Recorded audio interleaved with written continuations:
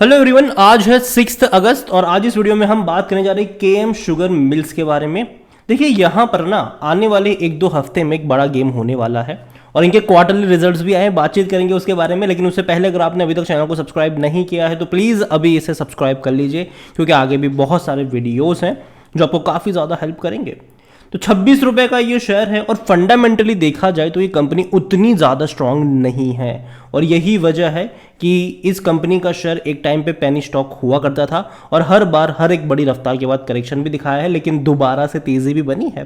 पिछले एक महीने का ग्राफ अगर आप देखो तो जहां था वहीं पर है और मोमेंटम भी उतना बड़ा नहीं, तकरीबन 26 रुपए का लो है और तकरीबन 27 का हाई हमने देखा। यहाँ पर तेजी के बाद करेक्शन देखने को मिल रहा था। अगर पिछले एक साल की अगर हम बात करने जाए तो 8.5% का डिक्लाइन है, लेकिन ग्राफ काफ़ी इंटरेस्टिंग है। आप देखो तो बड़ी रफ्तार आती है, ठीक है, फिर बाद में बड़ा करेक्शन भी लेकर आती है वो, फिर वापस से एक बड़ी रफ्तार आती है, फिर वापस से करेक्शन शुरू हो जाता है यहाँ पर। इवन अगर आप 5 साल का ग्राफ देखोगे तो आपको लगेगा कि एक टाइम पे ये पेनी स्टॉक था। 2019 में अगर आप देखोगे तो तकरीबन ये जो शेयर है वो 6 रुपए के आसपास ट्रेड कर रहा था। कोविड के टाइम पर भी यहाँ पर गिरावट नहीं थी, बल्कि धीरे धीरे ये ऊपर ही जा रहा था और बेहतरीन तेजी थी। यहाँ पर 37 पे गया, वापस गिर गया था, वापस तेजी बनी थी, 41-42 पे गया था, वापस लगातार यहाँ पर करेक्शन देखने को मिले हैं। इवन अगर मैक्सिमम चार्ट भी देखोगे तो आप देखो यहाँ पर बड़ी रफ्तार के बाद करेक्शन, फिर बड़ी तेजी, एक टाइम काफ़ी अच्छी रफ्तार थी, बाद में बहुत बड़ा करेक्शन भी देखा, फिर अटेम्प्ट करा इसने।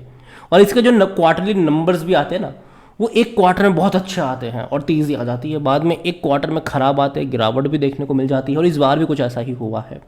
केएम शुगर मिल्स के बारे में देखो तो वॉल्यूम इसके बहुत कम नज़र आएंगे आपको, लेकिन क्वार्टरली रिजल्ट जब आते हैं तब डेफिनेटली थोड़ा बहुत मूव बनता ज़रूर है। यहाँ पर अगर बात करनी जाए इस कंपनी को लेकर तो यहाँ पर इनके सबसे पहले क्वार्टरली रिजल्ट्स पर चलते हैं।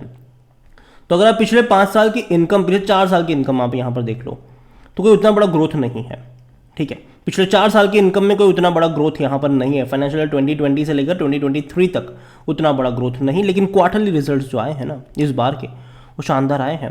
आप देखिए एनुअली इनकम इनकी भैया 500 या फिर 550 करोड़ की होती थी, लेकिन इस बार एक ही क्वार्टर में 250 करोड़ का इन्होंने रेवेन्यू कर दिया है। अगर एवरेज निकाले तो भैया 1000 करोड़ की सालाना बनती है ये, लेकिन ऐसा होता नहीं है क्योंकि जनरली अगले क्वार्टर में फिर बाद में करेक्शन भी दी। क्योंकि अगर आप यहाँ पर देखोगे तो देखो जून में 136 करोड़ का था, फिर 160 हुआ, फिर 188 हुआ, मार्च में फिर 90 करोड़ की इनकम हो गई यहाँ पर।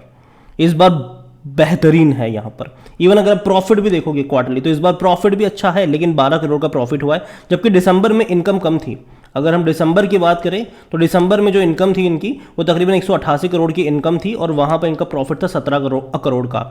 इस बार 250 करोड़ की इनकम हुई है, लेकिन 12 करोड़ का प्रॉफिट, लेकिन फिर भी खराब नहीं है। इससे पहले मार्च में 90 करोड़ की इनकम में प्रॉफिट कुछ नहीं था, ठीक है। इससे पहले भी जब 160 करोड़ की इनकम थी तो प्रॉफिट 1 करोड़ 3 करोड़ वैसे ही देखने को मिल रहे थे। तो प्रॉफिट मार्जिन अगर देखोगे यहाँ पर तो उतना अच्छा नहीं है इनका मार्जिन।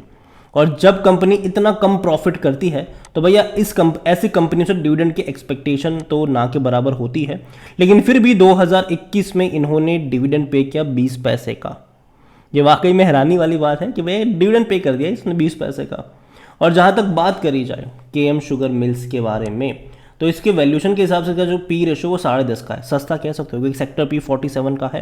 लेकिन कोई भी एनालिस्ट खरीदारी करने की बात नहीं करते, क्योंकि देखो जिस तरीके की ये कंपनी है फंडामेंटली अगर आप देखो तो जनरली लोग अपनी राय नहीं देते हैं, क्योंकि जनरली यही होता है कि भाग जाएगा फिर वापस गिर जाएगा ये। तो वैसे ही फॉर्मेशन इसके नज़र आते हैं। यहाँ पर अगर आप इनका रिजल्ट्स अगर आप देखोगे तो अगर मैं एनुअली परफॉर्मेंस भी अगर आप इनका दिखाऊं यहाँ पर, जैसे कि हमने 5 साल का देखा था, लेकिन अगर मान लो कि हम पिछले कुछ साल का देखें, ठीक है, 2015 से देखें तो 2015 में भी इनका रेवेन्यू भैया 550 करोड़ था, ठीक है, और 2023 में भी इनका रेवेन्यू 550 करोड़ का ही रहा है। तो 8 सालों में इनके रेवेन्यू में ग्रोथ नहीं आई है, और जो प्रॉफिट था वो तकरीबन 7.5 करोड़। लेकिन अच्छी बात चलो ये है कि भैया कंपनी जो है प्रॉफिटेबल है, कंपनी लॉस मेकिंग नहीं है, प्रॉफिटेबल कंपनी है ये। आप देखो यहाँ पर इनके रेवेन्यू 2015 में 550 करोड़ के थे, 7.5 करोड़ प्रॉफिट था। 2016 में इनका जो रेवेन्यू था वो 360 करोड़ का था, तकरीबन 11.5 करोड़ का प्रॉफिट था इनका। फिर बाद में 350 करोड़ रहा, फिर 28 करोड़ प्रॉफिट रहा, फिर 500 करोड़, फिर 400 करोड़। तो देखा जाए तो इनका नंबर्स वाइज अगर देखो तो वो इनकम में वो उतनी बड़ी ग्रोथ यहाँ पर देखने को नहीं मिल रही है, और वो एक नेगेटिव चीज़ है कि भैया 2015 में जितनी आपकी इनकम हो रही थी 2023 में भी आपकी इनकम उसी के आसपास नज़र आ रही है। लेकिन इस बार 2024 फाइनेंशियल ईयर का जो पहला क्वार्टर रहा है, जून क्वार्टर, उसमें भैया इनका जो इनकम है वो 250 करोड़ की हुई है। तो ये मुझे लगता है कि शायद अच्छा काम करेगी इनके फेवर में, लेकिन फिर वही होगा, एक दो क्वार्टर में अच्छी इनकम होगी, बाद में एक क्वार्टर ऐसा भी आएगा जहाँ पे लगातार इनकम में गिरावट देखने को मिलेगी, शायद प्रॉफिट में भी देखने को मिल सकती है, और तब एक बड़ा करेक्शन के लिए आपको तैयार रहना पड़ेगा। और यहाँ से मुझे लगता है कि जो केएम शुगर का शेयर हो सकता है कि यहाँ से थोड़ी बहुत रफ्तार पकड़ ले, हो सकता है कि ये 30, 31, 32 पे चला जाए, लेकिन वापस वहाँ से करेक्शन भी दिखा देगा। तो यहाँ पर जो अभी यहाँ से जो मूव बनेगा वो एक टेम्पररी मूव बनेगा, और अगर ये शेयर, अगर आपके पास है ये शेयर और अगर ये ऊपर की तरफ जाता है, 30 रुपये की तरफ जाता है, तो वो एक लेवल होगा प्रॉफिट लेकर एग्जिट करने का, ना कि ये सोचना का कि भैया इतना अच्छा प्रॉफिट किया है अब तो गेम पलट जाएगा, मज़ा आ जाएगा। तो वैसा नहीं होने वाला है यहाँ पर। तो अगेन मैं कह दूं, कंपनी फंडामेंटली इतनी ज़्यादा स्ट्रांग नहीं है। हालांकि शुगर शेयर अगर आप देखो तो भाई पिछले कुछ टाइम से बहुत ज़्यादा फोकस में थे, और जो बड़ी बड़ी कंपनी है ना उसने काफ़ी अच्छा शेयर में ग्रोथ देखने को मिला है।